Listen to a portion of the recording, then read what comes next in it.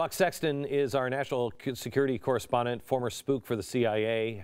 He does TheBlaze Radio, and his radio program is going to be broadcast at 7 p.m. weeknights on The Blaze starting on Monday as he prepares to launch a brand new television show, which will be beginning on this network live from New York shortly.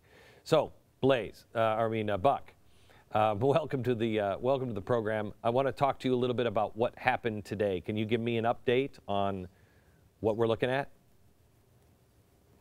Details are still coming in, Glenn, but there have been a number of raids in Belgium on terrorist cells that the Belgian authorities are saying were in the imminent stage of actually conducting an attack. So it was just about to happen. Now, we know that there were some fatalities in one of the raids. Essentially, the terrorists went down shooting, and you have Belgian counterterrorism teams swooping in numerous locations across the country trying to stop these cells that they, again, believe were just about to engage in a mass casualty attack. We know they had weapons because, at least in that one instance, they were shooting at police. So the questions that are being asked now, Glenn, are, was this just the Belgian authorities deciding we got to go now? They had these guys under surveillance for a while because what had happened in France. Or did the terrorists see what happened in France and say, we have to go now, essentially accelerating their plotting and accelerating their attack timeline? So we're getting more details by the minute, but this is not just Belgium. This is not just France. There are cells like this in every European country, every Western country, including America, around the world. We need to be cognizant of that. Okay, so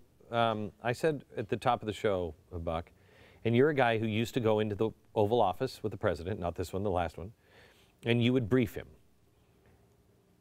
If I would ask you to do that with me here real quick, and I said, before you start, Buck, my gut tells me we're ready, set, and about to hear go.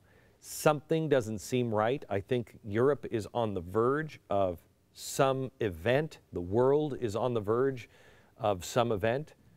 What would you say to me?